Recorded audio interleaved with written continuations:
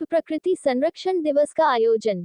प्राथमिक विद्यालय खेमनीवादा रसूलाबाद कानपुर देहात में विश्व प्रकृति दिवस के अवसर पर नन्हे मुन्ने बच्चों को प्रकृति के संरक्षण के बारे में बताया गया कि जल, जंगल और धरती से ही मानव जीवन का अस्तित्व है। पानी, हवा, मिट्टी और पेड़ ही जीवन का आधार हैं। इस दिवस का उद्देश्य हमारे विलुप्त होते जीव जंतु, पशु पक्षियों एवं वनस्पतियों को बचाना है। कक्षा 5 की छात्रा अंजलि ने धरती माता बनकर एवं प्राची, शिवानी, आकांक्षा, पायल, गौरी, आलोक, मोहित आदि बच्चों ने अपने आप को वृक्ष बनाकर धरा के भूषण और प्रदूषण दूर करने वाला बताया। E0 अर्चना मिश्रा शुक्ला ने कहा कि विलुप्त हो रही प्रजातियों को बचाने के लिए हमें प्रकृति संरक्षण के प्रति जागरूक होना पड़ेगा। प्रकृति का मनुष्य द्वारा जो दोहन किया जा रहा है उसका दुष्परिणाम हम वैश्विक तापमान की वृद्धि, प्राकृतिक आपदाओं एवं कोरोना जैसी वैश्विक महामारी देख रहे हैं। आओ हम सब मिलकर वृक्ष लगाएं, जंगल, माटी और जल को भी बचाएं। कार्यक्रम में भूपति, गौरविद, राम सिंह, साहिल, आयुष, आर्यन, प्रीति, मिनी आंगनवाड़ी, किरण देवी, रसोया, निर्मला देवी आदि उपस्थित रहीं। आज प्राथमिक विद्यालय खेमनीवादा में विश्व प्रकृति संरक्षण दिवस का आयोजन किया गया।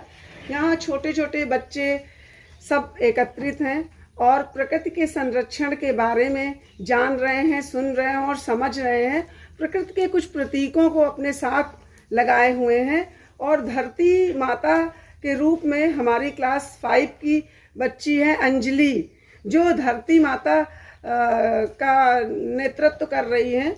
और इसका उद्देश्य है इस दिवस का वर्तमान परिप्रेक्ष्य में कई प्रजातियां एवं जीव जंतु जो विलुप्त हो गई हैं, उन विलुप्त हो रहे जीव और जंतुओं तथा वनस्पतियों की रक्षा का हम संकल्प लें। यही इस दिवस का उद्देश्य है। जैसे कि विगत वर्षों से गौरैया दिवस हम मना रहे हैं। जल संरक्षण दिवस के लिए हमारे माननीय प्रधानमंत्री मोदी जी ने 2 वर्षों से तो बहुत ही ज़्यादा जोर दिया है, बल्कि जल संरक्षण के लिए कई वर्षों से हमें आगाह किया जा रहा है कि हमें कैसे रिसाइकिल करके, चक्रीकरण करके जल को बचाना है। पृथ्वी दिवस मनाया जाता है, विश्व पर्यावरण दिवस मनाया जाता है, वन्य जीव दिवस मनाया जाता है, जंगल दिवस मनाया जाता है।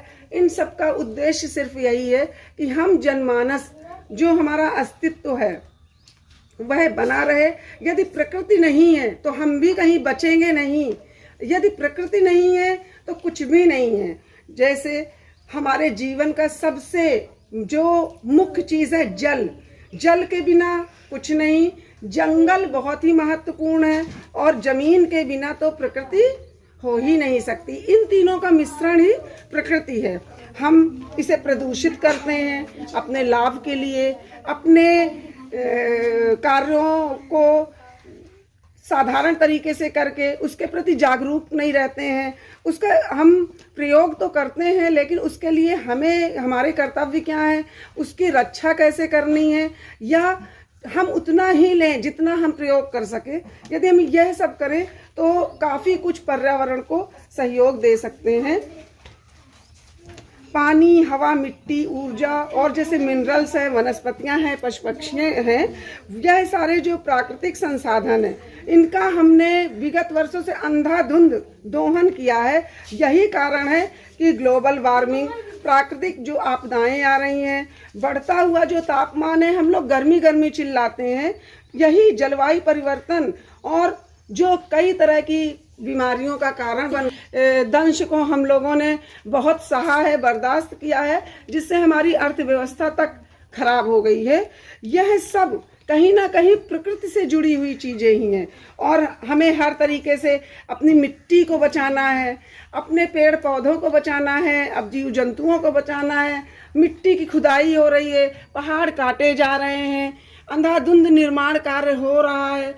एक दिन ऐसा आएगा जब हम रोटी के लिए तरसेंगे, एक दिन ऐसा आएगा जब हम एक एक बूंद पानी के लिए तरसेंगे। लेकिन अभी हमें सिर्फ विकास और विकास नजर आ रहा है और कई जो जातियां विलुप्त हो गई हैं उन सबके संरक्षण के लिए हम इस दिवस का आयोजन करे हैं। और जिससे हमारे बच्चे भी जाने, वह जो ग्रामीण परिवेश में रहते हैं, जैसे रास्ते में पानी भर गया और रोड में भरा हुआ है। हमने बच्चों को ये सिखाने का प्रयास किया कि यदि बगल से हम थोड़ा सा मिट्टी हटा दें तो वो जो पानी भरा हुआ है वो साइड से जगह लेके कहीं ना कहीं चला जाएगा, हमारी रोड भी टूटने से बच जाएगी, हमारे सामने मच्छर भी नहीं पनपेंगे और वह पानी मिट्टी के अंदर चला जाएगा, जो आगे वह जो मिट्टी उस पानी को सोख लेगी तो किसी न किसी तरीके से हमारी प्रकृति को समृद्ध करेगी। यही छोटे छोटे प्रयास मैंने इन छोटे छोटे बच्चों के साथ किया है। धन्यवाद।